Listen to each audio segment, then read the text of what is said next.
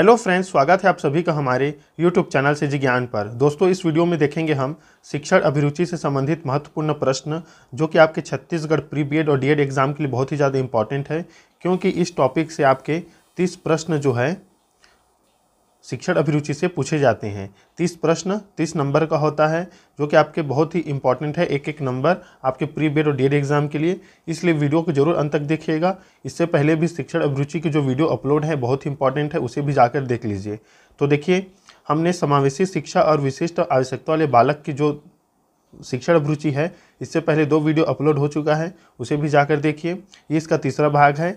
68 number प्रश्न से ये स्टार्ट है। देखिए, इसमें दिया गया है प्रश्न, निम्नलिखित में से कौन सा बुद्धिमान बच्चे का लक्षण नहीं है। तो देखिए, हम सीधा आंसर बताते चलेंगे दोस्तों इस वीडियो में। तो देखिए, लंबे निबंधों को बहुत जल्दी रट लेना, ऑप्शन सी इसका राइट आंसर रहेगा। बुद्धिमान बच्चे का लक्षण नहीं है लंबे निबंधों को बहुत जल्दी रट लेना, ऑप्शन सी इसका राइट आंसर है। चलिए देखते हैं अगला प्रश्न। सृजनात्मकता के संबंध में निम्नलिखित में से कौन सा कथन सत्य है। सृजनात्मकता के संबंध में निम्नलिखित में से कौन सा कथन सत्य है। तो देखिए, इसका राइट आंसर हो जाएगा, सृजनात्मकता चिंतन में एक सीमा तक अभिसारी चिंतन भी होता है। यह एक लक्ष्य निर्देशित प्रक्रिया है। व्यक्ति कुछ नया एवं भिन्न चीज़ों की रचना करता है।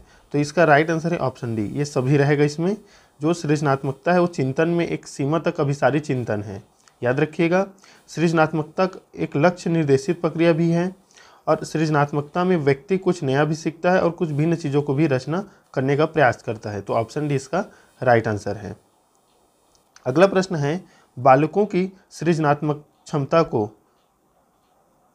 एक विशेष प्रविधि शिक्षण के द्वारा बढ़ाया जा सकता है। कभी नहीं बढ़ाया जा सकता, क्योंकि एक जन्मजात प्रक्रिया है।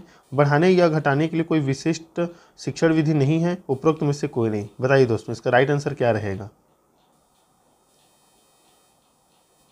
बालकों की सृजनात्मक क्षमता को हम कैसे बढ़ा सकते हैं। तो देखिए, एक विशेष प्रविधि के शिक्षण द्वारा बढ़ाया जा सकता है। तो ऑप्शन ए इसका राइट आंसर है। उत्सुकता परीक्षण निम्न में से किसका घटक है। सृजनात्मकता, अभिप्रेरणा, रुचि या बुद्धि। बहुत इंपॉर्टेंट प्रश्न है। उत्सुकता परीक्षण निम्न में से किसका घटक है। देखिए, उत्सुकता परीक्षण जो है सृजनात्मकता का घटक है, याद रखिएगा। चलिए देखते हैं अगला प्रश्न। निम्न में से कौन सृजनात्मकता से संबंधित नहीं है।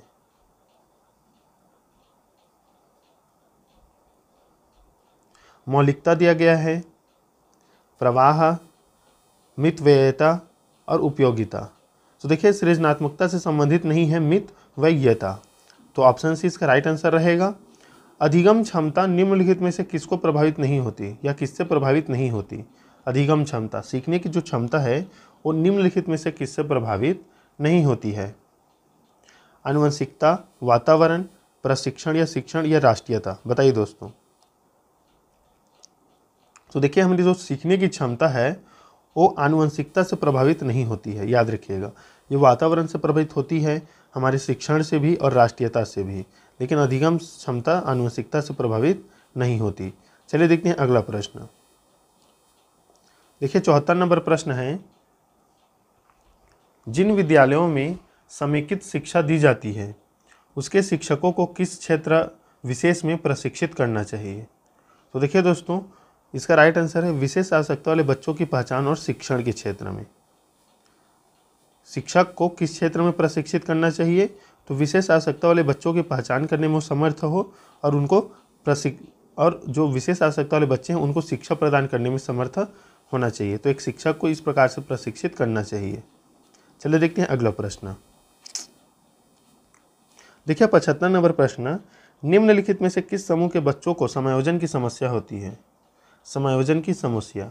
तो देखिए, समायोजन की जो समस्या है वो कुशाग्र बुद्धि के बच्चों को होती है, मतलब प्रतिभाशाली बच्चों को, क्योंकि वो किसी भी कक्षा में अगर पढ़ने के लिए बैठते हैं तो वे जल्दी सीख जाते हैं, लेकिन जो और औसत बुद्धि वाले बच्चे होते हैं वो सीख नहीं पाते, तो उनको उसी कक्षा में बैठना पड़ जाता है।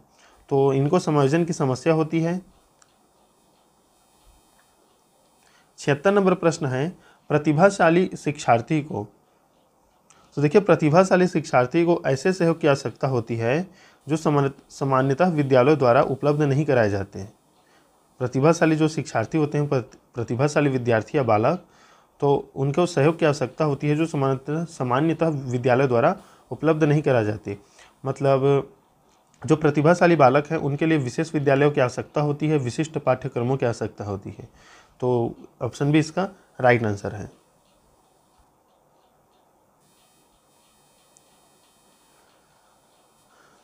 देखिए अगला प्रश्न है 77 नंबर, खाली स्थान के कारण प्रतिभाशालिता होती है। मनोसामाजिक कारक, आनुवंशिक रचना, वातावरणीय अभिप्रेरणा, बी और सी का संयोजन। बताइए दोस्तों। तो देखिए खाली स्थान के कारण प्रतिभाशालिता होती है, तो आनुवंशिक रचना और वातावरणीय अभिप्रेरणा इन दोनों के संयोजन से ही प्रतिभाशालिता होती है। तो बी और सी का संयोजन, ऑप्शन डी इसका राइट आंसर है। एक शिक्षक को अपने विद्यालय में किन छात्रों को अधिक महत्व देना चाहिए?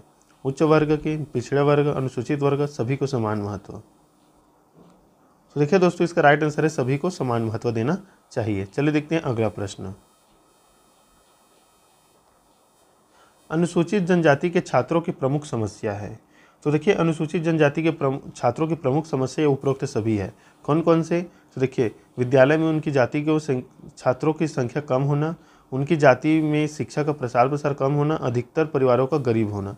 तो ऑप्शन डी इसका राइट आंसर है। चलिए देखते हैं अगला प्रश्न। पिछड़ी पृष्ठभूमि के छात्रों में निम्न में से कौन सा गुण नहीं पाया जाता? पिछड़ी पृष्ठभूमि के छात्रों में निम्न में से कौन सा गुण नहीं पाया जाता? तो देखिए ऐसे बालकों में उपयुक्त शैक्षिक सुविधाओं की कमी। पिछड़ी पृष्ठभूमि के छात्रों में निम्न में से कौन सा गुण नहीं पाया जाता? तो ऐसे बालकों में उपयुक्त शैक्षिक सुविधाओं की कमी नहीं पाया जाता, याद रखिएगा। चलिए देखते हैं अगला प्रश्न।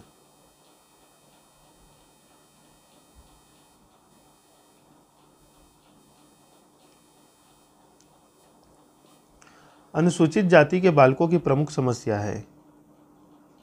तो देखिए ऊंची जाति के लोगों का इनसे घृणा करना। अनुसूचित जाति के बालकों की प्रमुख समस्या क्या है? तो ऊंची जाति के लोगों का इनसे घृणा करना, मतलब ऊंची जाति के लोग इनसे घृणा करते हैं, तो इनकी प्रमुख समस्या है। ऑप्शन बी इसका राइट आंसर होगा। अनुसूचित जनजाति के बालकों के परिवारों में किन सुविधाओं की कमी पाई जाती है? आश्रय है, वस्त्र, भोजन, ये सभी। तो देखिए ये सभी, आश्रय का भी, वस्त्र का भी, भोजन का भी। तो ऑप्शन डी इसका राइट आंसर रहेगा। एक शिक्षक को अनुसूचित जाति के छात्र के साथ कैसा व्यवहार करना चाहिए? तो देखिए सभी बालकों के समान शैक्षिक अवसरों की समानता देना चाहिए। ऑप्शन ए इसका राइट आंसर है। एक आदर्श शिक्षक में निम्न में से क्या गुण निहित होता है? तो देखिए कक्षा में जाति सूचक टिप्पणी न करना। कक्षा में जाति सूचक टिप्पणी न करना एक आदर्श शिक्षक का गुण होता है। अनुसूचित जनजाति के बालकों की प्रमुख समस्या नहीं है। आपको बताना है कौन सी समस्या नहीं है। तो देखिए अनुसूचित जनजाति की शिक्षा का अधिक प्रसार होना, ये इनकी समस्या नहीं है।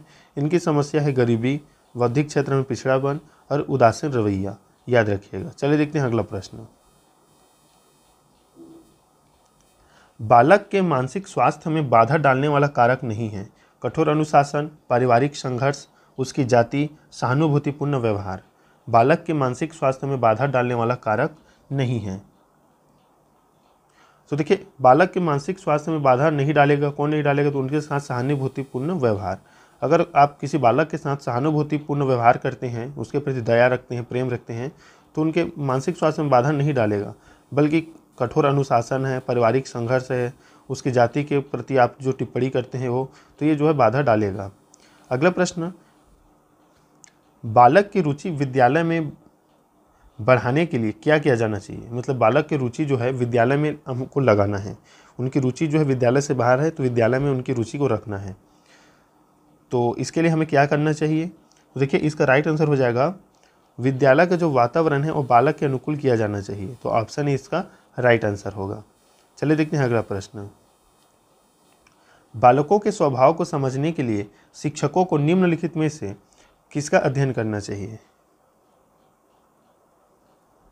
तो देखिए इसका राइट आंसर है बाल मनोविज्ञान का। ऑप्शन सी इसका राइट आंसर है। चलिए देखते हैं अगला प्रश्न। बालक के सामाजिकता का परीक्षण किस विधि द्वारा किया जाता है? उपचारात्मक विधि, समाज मिति, साक्षात्कार विधि या प्रयोगात्मक विधि? तो देखिए, बालक के सामाजिकता का परीक्षण समाज मिति विधि द्वारा किया जाता है। अनुसूचित जाति के बालकों की शिक्षा के प्रसार प्रसार हेतु क्या कदम उठाने चाहिए? तो देखिए, इनके लिए पृथक विद्यालय खोलना, बालकों की शिक्षा के लिए विशेष प्रकार के प्रोत्साहन का सूत्रपात करना, विद्यालयों में बालकों को समानता दिलाने के संघर्ष करना। तो 90 का जो है राइट आंसर रहेगा ऑप्शन डी। चलिए देखते हैं अगला प्रश्न। मनुष्य जो कुछ बनता है उस पर वातावरण का प्रभाव पड़ता है, यह कथन किसका है? स्किनर का, जीन पियाजे का, हबार्ट का या फ्रीमैन का? बताइए दोस्तों। मनुष्य जो कुछ बनता है उस पर वातावरण का प्रभाव पड़ता है, यह कथन किसका है? तो देखिए हर्बार्ट का। ऑप्शन सी इसका राइट आंसर है। एक अध्यापक को महत्व देना चाहिए, एक अध्यापक को महत्व देना चाहिए। तो देखिए सभी को समान रूप से। ऑप्शन डी इसका राइट आंसर है। 93 नंबर प्रश्न है, दृष्टि दोष वाले छात्रों में निम्न में से कौन सा विकार नहीं पाया जाता है? तो देखिए शरीर के अंगों में अवांछित हलचल रहना, ये जो है दृष्टि दोष वाले, मतलब जो देख नहीं सकते, तो उनमें ये विकार नहीं पाया जाता अवांछित हलचल रहना, बल्कि आँखों के जो निकट है पुस्तक लाकर पढ़ना, आँखों को बार बार मलना, सिर दर्द की शिकायत रहना, ये जो है दृष्टि दोष वाले छात्रों के जो है समस्या है, याद रखिएगा। आपकी कक्षा का एक छात्र मोहन बोलते समय हकलाता है, आप उसकी शिक्षा के प्रबंधन हेतु क्या आवश्यक कदम उठाएंगे? तो देखिए इसका राइट आंसर हो जाएगा, उसमें अध्ययन की गलत आदतों पर नियंत्रण कराएंगे। उसमें अध्ययन की गलत आदतों पर नियंत्रण कराएंगे, मतलब गलत आदत ना रहे उसके रोकेंगे। तो ऑप्शन ए इसका राइट आंसर है। चलिए देखते हैं अगला प्रश्न। यदि आप कक्षा 7 के कक्षाध्यापक हैं और आपकी कक्षा में नीरज एक दृष्टिबाधित छात्र है, तो आप नीरज को या आप नीरज के साथ कक्षा में सामान्य रूप से व्यवहार किया जाना चाहिए और श्रव्य दृष्टि के माध्यम से सहायता उपलब्ध करानी चाहिए। तो श्रव्य सीडी तो ऑप्शन सी इसका राइट आंसर रहेगा। मतलब वो दृष्टिबाधित है, अंधा भी है, तो अंधा है तो उसके लिए आपको क्या करना है, समान रूप से व्यवहार करना है और उन सुनने वाला जो सीडी है वो उपलब्ध कराई जानी। तो ऑप्शन सी इसका राइट आंसर रहेगा। आपकी कक्षा के एक छात्र को बहुत गुस्सा आता है, तो आप क्या करेंगे? तो देखिए ऑप्शन डी इसका राइट आंसर है। कक्षा में शांत एवं खुशहाल वातावरण बनाएंगे ताकि छात्र अपने आप को सुरक्षित महसूस करें। तो ऑप्शन डी इसका राइट आंसर है। देखिए दोस्तों, ये जो आंसर होता है इसमें से शिक्षण अभिरुचि का, वो ऑप्शन देखकर ही होता है, याद रखिएगा। ऑप्शन को आप सभी चारों ऑप्शन को पढ़कर ही आपको इसका आंसर देना होता है, तो उसे ज़रूर करिएगा। यदि आप एक शिक्षक हैं तो विशेष आवश्यकता वाले बच्चों की शिक्षा कैसे उपलब्ध कराएंगे? यदि आप एक शिक्षक हैं तो विशेष आवश्यकता वाले बच्चों की शिक्षा कैसे उपलब्ध कराएंगे? तो देखिए अन्य सामान्य बच्चों के साथ, ये ऑप्शन इसका ए राइट आंसर रहेगा।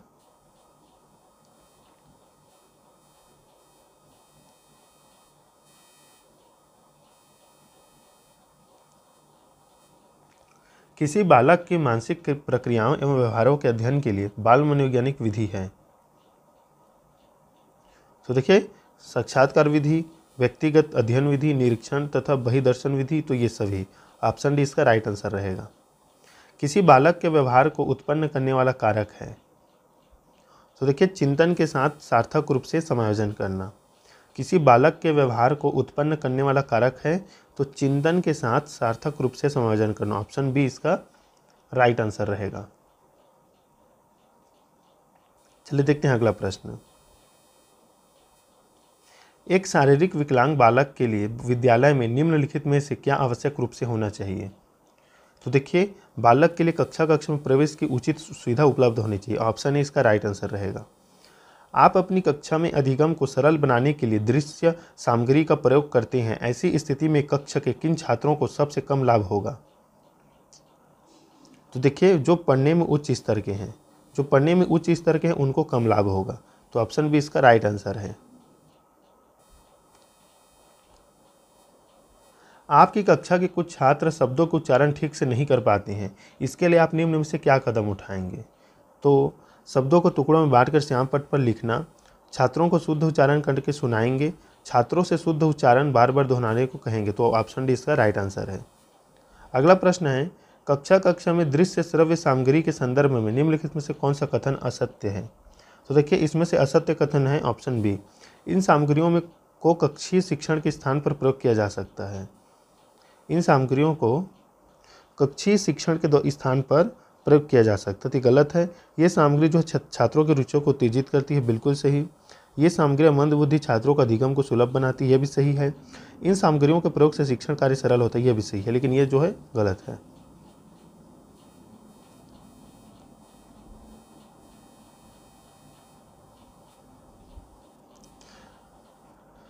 विकलांग बच्चों के शिक्षण में सर्वोच्च महत्वपूर्ण कारक है।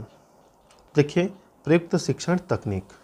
विकलांग बच्चों के शिक्षण में सर्वोच्च महत्वपूर्ण कारक, अगर आप विकलांग बच्चों को किसी दूसरा शिक्षण विधि से पढ़ा रहे हैं तो सार्थक नहीं होगा आपका पढ़ाना। तो प्रयुक्त शिक्षण तकनीक इसके लिए बहुत ही महत्वपूर्ण होता है कि विकलांग बच्चों को कैसे पढ़ाया जाए। जो है इसका राइट आंसर ऑप्शन ए रहेगा। 105 नंबर देखिए प्रश्न, आपकी कक्षा का एक छात्र राजू जो मानसिक तौर पर एक पिछड़ा हुआ बालक है, आप उसको निम्न में से किस प्रकृति में रखेंगे? अनुशासनहीन, शक्तिशाली, संवेदनशील या निष्ठावान?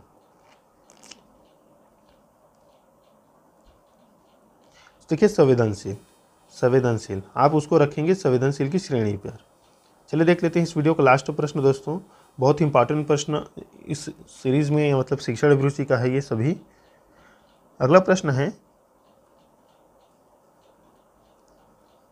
आपकी कक्षा में कुछ बच्चे शारीरिक रूप से निशक्त, कुछ बच्चे मानसिक रूप से निशक्त तथा बाकी बच्चे सामान्य हैं। आपके अनुसार उन्हें कक्षा में बैठाने की निम्न में से कौन सी व्यवस्था सर्वाधिक उपयुक्त होगी? तो देखिए दोस्तों, इसका राइट आंसर हो जाएगा, बच्चों को कक्षा में कहीं भी बैठने की सुविधा प्रदान की जाए, कहीं भी बैठने की सुविधा प्रदान की जाए। तो ऑप्शन ए इसका राइट आंसर है, याद रखिएगा, कहीं पर भी बैठ जाए बच्चे, तो यही जो इसका राइट आंसर रहेगा। तो सर्वाधिक उपयुक्त यही है, उनकी मर्जी के अनुसार उन्हें बैठने दिया जाए, तो ऑप्शन ए इसका राइट आंसर होगा। तो दोस्तों, ये थे इंपॉर्टेंट प्रश्न समावेशी शिक्षा का या वंचित बालक, विशेष आवश्यकता वाले बालकों से संबंधित, क्योंकि यहाँ से क्वेश्चन जो है आपके पूछे जाते हैं। आपके एग्ज़ाम में 30 क्वेश्चन आता है, तो कहीं से भी किसी भी टॉपिक से ज़्यादा क्वेश्चन पूछ लिया जाता है कभी कभी। तो ज़रूर वीडियो जो अपलोड है उसे भी जाकर देखिए। तो मिलते हैं नेक्स्ट वीडियो में दोस्तों, तब तक के लिए धन्यवाद।